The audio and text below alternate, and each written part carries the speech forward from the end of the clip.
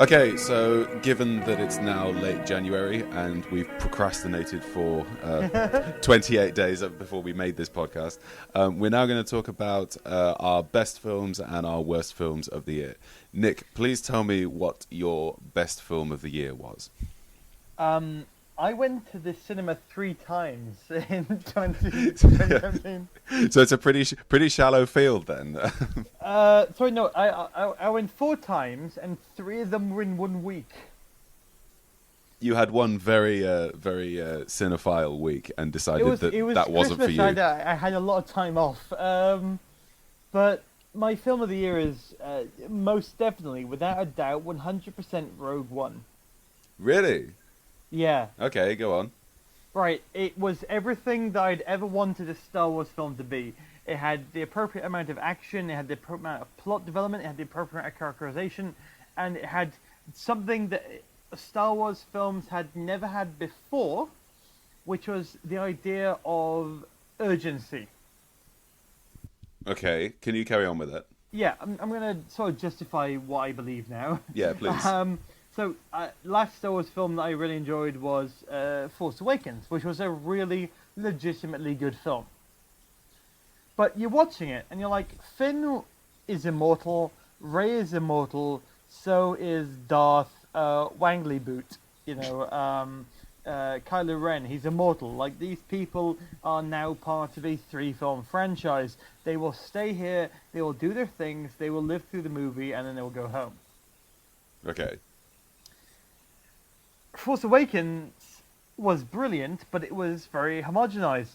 Aside from the fact that Gareth Edwards, the director of Rogue One, gave us a really decent sort of espionage war movie, they gave us a movie which introduced new characters that were only going to live beyond this movie. Right, okay. So all bets are off.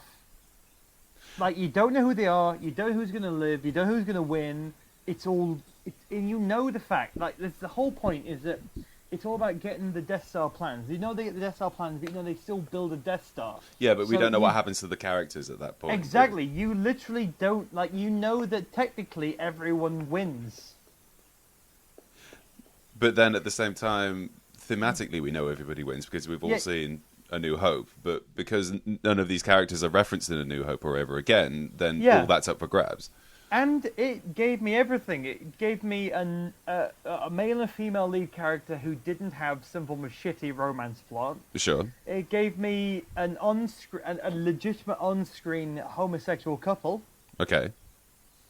It gave me fights. It gave me plot. It gave me Riz Ahmed. It was an amazing movie, and I literally, without provocation, cried twice. Oh, Nick, you didn't have to reveal that. That's very embarrassing. No, I didn't. I don't care if it's embarrassing. It takes a lot to get me to feel things. My girlfriend gets me to try and do it on a daily basis. It doesn't work, right? If a Star Wars film makes me cry twice, that's something to be celebrated. I remember watching The Force Awakens, and there's a wonderful shot in the second half. I think it's fairly towards the end. And it's like it fades in. The camera like soft focuses in on like a sunset or like an orange and red sky, and you've got the heat shimmer and you've got the heat waves, and there's just 2 TIE fighters coming towards the camera. And I looked at that and I just thought that is a really, really nice shot. That's a really well constructed, like somebody who really knew what they were doing made that shot. Is there anything like that in Road One? Because I've not yet seen it, and is there anything like that in terms of visual imagery? There genuinely is. Like Gareth Edwards is a balls to the wall Class A director. Have you seen any of his other movies? I was just about to ask, what else has he directed? He directed a movie, a very low budget movie called Monsters. Oh, I have seen that. Yeah. Yeah, it's an amazing movie. I love it. It's a film about a journalist who is paid by his employer to escort his employer's daughter through a sort of infected zone. So the idea is that alien shrapnel landed in Mexico. Okay. And grew into aliens, and that's a no-go zone. Right. Okay. You can't go through there. But due to a pressing time delay, and a theft that happens to the main character. The main character and his escort have to go through the zone, Right. and it shows you what an alien invasion is like when the aliens don't care we're here. So is there like is there like a consistent visual language between the films, or does this director have like particular themes which crop up between those films? No, the second movie that I saw he directed was the American Godzilla film of 2014. Oh, with Bryan Cranston in it. Yeah. Yes. And the sort of consistent theme, both visually and narratively, seems to be these are all massively impressive things that are happening to just ordinary people. Okay. And you get that with Rogue One. Right. Okay. With all the other Star Wars films, you feel like you're at the steering wheel of these great galaxy-turning events. That's a good point, actually. Yeah, that is a good point. Yeah, you're at the head of the ship on all these things. I mean, arguably, that's a good thing because I think there was a piece of writing advice which I think we were both given at one point, which was, is this the most interesting part of a character's life? And if not, why aren't we hearing about that? Yeah. But that's specific to a character, not specific to the overall arc of the in-world story. With Star Wars, Force Awakens, Empire Strikes Back, Return of the Jedi, and I'm sure probably The Last Jedi as well. The question that the film is asking, is this the most interesting point of the universe's life? Sure. And Rogue One is the most interesting part of these people's lives, but they're all ordinary, layabout, just guffin people. Yeah. And the reason I think that Star Wars really took off is because of the extended universe. I completely disagree. I'm sorry. Carry on. For a lot of people is what I was literally about to say. Sorry. For a lot of people, the fact that like a lot of films and books are written about it is why you have some incredibly diehard fans. This is the first diehard extended universe piece that isn't canon. Yeah. So you are completely without embarrassment calling Rogue One your best film of the year. Cried twice. I cried when a character died, and I cried when Carrie Fisher turned up on screen. Oh, I didn't realize she had a cameo in it. I've not seen it. She Princess Leia does. Well, obviously, I didn't imagine Carrie Fisher herself to show up. Hi, I'm the actress Carrie Fisher. I'm in this movie. It doesn't happen. No, I didn't imagine. Grow up, Chris. Chris, I have to ask, what was your favourite film of whatever last year was? Okay, well, I'm going to cheat here because my best film of 2016 actually came out at the end of 2015, but I saw it in 2016. Oh, for fuck's sake! Yeah, all right, okay, give me a break. I saw Whiplash in 2016. No, if these rules were applied, Whiplash would be my favourite film. Okay, fine, but I saw it at the cinema. Okay. Does that count, like the best film you've seen? Well, do you know why it counts? Go on. Because I saw Rogue One 2 days ago. Okay, fine.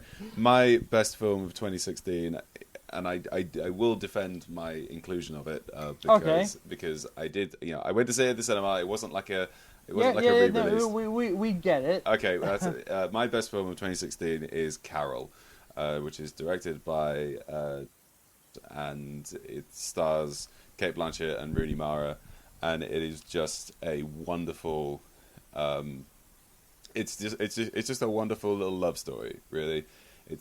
That I guess you would call it. That's like the genre of the film. That's the overarching kind of theme of it. It's essentially a romantic tragedy, but there's elements of like there's like a road movie in there. There's elements of like an espionage kind of thing in there as well. But it never feels like it's just jumping between different genres. It never feels like, oh, we now have to. Okay, here's the road movie scene, and like, oh, here's the secretive scene. It all just works together fantastically. It has a brilliant, consistent visual language to it. It's stunningly shot. It really is, and it's without doubt my favorite film of this year. and I think it was actually snubbed at the Oscars as well. I think it won like a few Golden Globes or something, or it was certainly nominated for a few. But it didn't get much joy at the Oscars, which I think is a great shame. Well, we all know that the Oscars. Can I try that again? We all know that the Oscars are a pile of shite. Well, yeah, obviously. Well, it's just an industry awards show. Like everyone acts like it's an election, but it's just an industry awards show. Yeah, it's a bunch of white guys deciding what the best white guy movie is.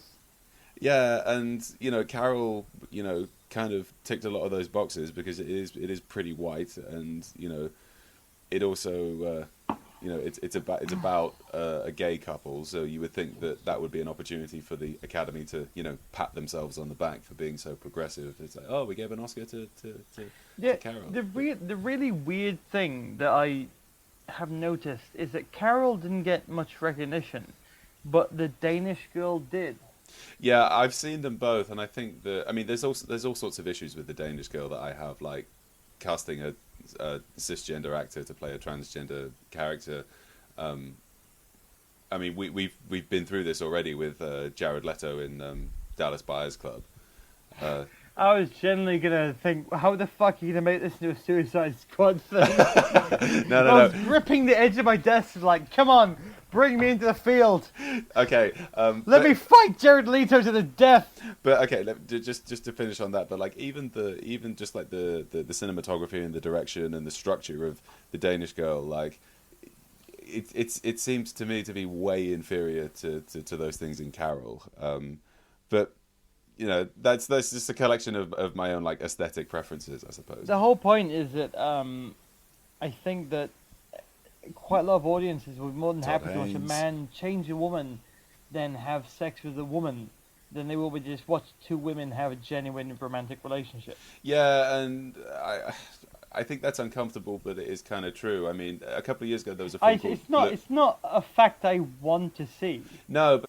And also, you're going to bring up a movie that I think you're going to bring a movie that I genuinely feel very uncomfortable out for different reasons. But go on. I was going to bring up Blue is the Warmest Colour. Yeah, here we go.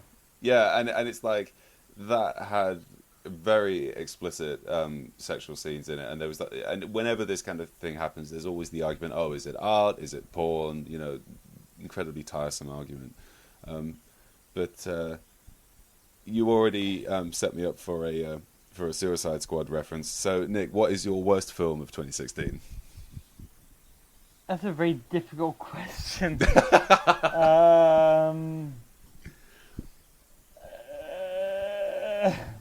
Well, you've already let me into this. So well, I just assumed that it would be that because you led me into it. Well, it is, but I wanted to talk about how I feel that. Well, Blue is the Warmest Colour is based on a French graphic novel. I didn't know that, but okay, apparently that's true. And it is. You can fact check it happily before you put it on here. But I felt that film was massively like, isn't it cool to watch teenage lesbians make out? Yeah, there is always that element of like voyeurism, isn't there? Yeah. But Suicide Squad is definitely the worst film to ever happen to the human race. It made Juice Bigelow, European Gigolo, look like a fucking Oscar winner. It was a confused movie that had no idea how to make a movie about people you've never heard of. Okay. So you went to see it at the cinema, didn't you? Not at the cinema. No, I didn't pay to see it. So you bought it on DVD. Yeah, let's go with that. Yeah, let's go with that. That's a good choice. So it introduced every character 4 times. Yes, it did. So there's a bit where they're in a prison, and there's a prison guy who's like, who are these jack-offs? And another guy's like, let me tell you, the Suicide Squad. And he just basically does a run through who they are and what their powers are.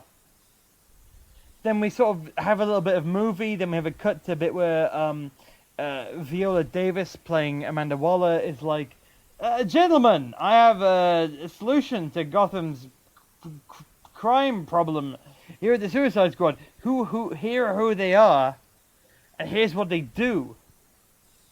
And then we run through that almost exact same introduction sequence later in the film. Yeah, exactly. It feels And like then they used the same shots as well.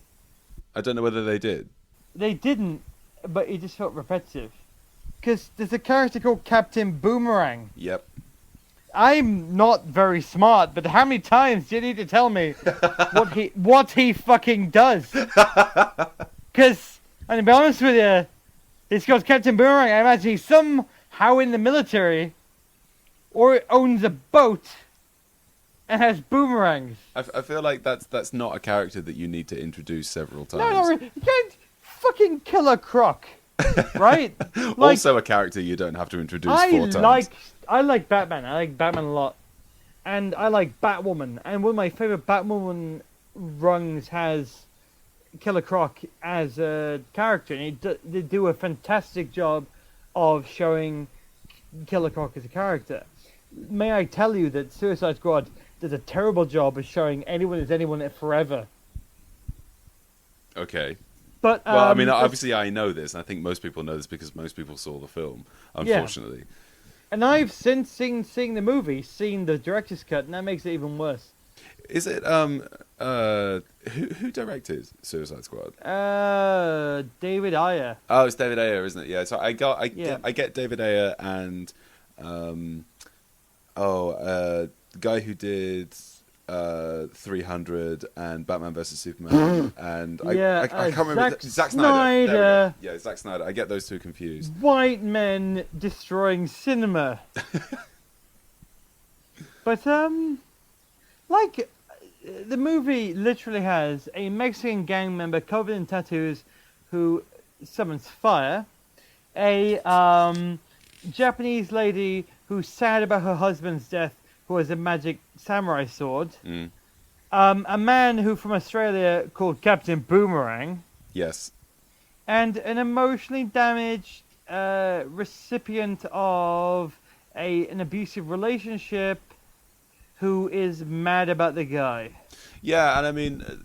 It's the most reductive movie that anyone has ever seen. And this is the thing, like, you could take any one of those characters and do something clever with them. Like, you could do something interesting, or you could do, like, a really powerful portrait of sort of the damage done by an abusive relationship. And you could bring in elements of hypersexuality into that, and you could have, like, a really interesting character study. It's just that neither David Ayer nor anybody involved with the production seemed to be interested in doing that. No, nobody seemed to care about. The thing is that, like, my understanding is that because it's a very choppy movie. It goes they hired comedy, not comedy, comedy, not comedy, and then everything hangs. Like you're not quite sure how things are meant to read. Yeah, well, I mean, they got in a trailer production company to do an edit of the film. Which is which is one of the reasons why it's so. I don't know whether how much of that ended up in the final edit, but it just goes back to the point like we were talking about earlier about how each character is introduced 4 times. It feels like a trailer. It has that kind of choppy. It's a trailer for film, and then like they call the Suicide Squad, and then only one guy dies. And the whole point is that like we're evil. We only care about ourselves. But then suddenly we're a family. We care about each other. And it's like no. Bollocks, who cares? Like, you don't know what you want. You, like, just have a little read about what the fuck happened to Jared Leto's Joker. How do you mean? Well, like, how he behaved on set and stuff? No, bollocks to that. Oh, like, yeah, because that's incredibly boring, and I don't want to read that again. No. Leto described his role as nearly Shakespearean and a beautiful disaster of a character. Yeah, but that's all press, isn't it? Like that's but he their said job that he was to all lie. about like playing psychological games. That it was very painful for him. That he listened to lots of gospel music from the 20s. That he was like an older character. That he was like, it's like no, you literally the introduction of the Joker in the movie is that the Joker speaks to Common, the poet, who is an amazing actor and poet, and it's like, hey, you want to have sex with Harley Quinn? And he says no, so he shoots him in the face. Yeah, but that's the thing about the Joker's character in that is that he's barely in the film, and I really dislike Jared Leto's acting, and I really kind of dislike him generally. But I would be kind of interested to see how much of that was left out in editing. What's the director's cut? Because they add more of him in, and it adds nothing. Oh right, okay. Well, in that case, I would completely withdraw that then. No, the Suicide Squad movie is just beyond reproach. Like, I thought that Batman vs Superman was bad, but damn, son. Okay, so enough complaining then. Shall we move on to the, shall we move on to things that we like? Shall we move on to the music? No, because you have literally not talked about your worst movie. Well, I don't want to, because my worst film of the year was Dawn of Justice, and I don't want to talk about that anymore. Oh shit! Did that come out in 2016? Yeah, like what else can you say about it? Oh my god, Jesus Christ! 2016 was worse than I thought. Yeah, I mean it's just, you know, how much more can you say about it? And there is very little you can add to it. Yeah, and I don't. I would like to add, there's a part of our relationship where I called you up and I said to you, I've just seen Dawn of Justice and it's the worst film I've ever seen. Yes. And you're like, no, you're over-exaggerating. So I said, Batman leans out of a helicopter and guns down thousands of people. and you're like, Nick, you're on drugs, you're drunk, you're over-exaggerating. Then you saw the movie, you come back and like, nah, I'm sorry. No, you were actually completely right. 2016's caught up with you. Yeah. You're no longer extreme. There is one thing I want to say about Batman vs Superman: Dawn of Justice before we move on to the music. We're gonna move on to the music in a second, but I have a follow up to what you're gonna say. But go on. Okay, the one thing I want to say about Batman vs Superman is that it was 3 hours and 3 minutes long. That's it. I can't add anything else. That's the only thing I want to say. Alright, I would like to follow up by saying I watched the entirety of Batman vs Superman: Dawn of Justice.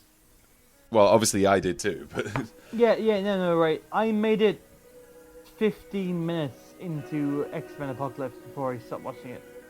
I didn't see it, so I can't comment. But... And we move on. All right, let's move on.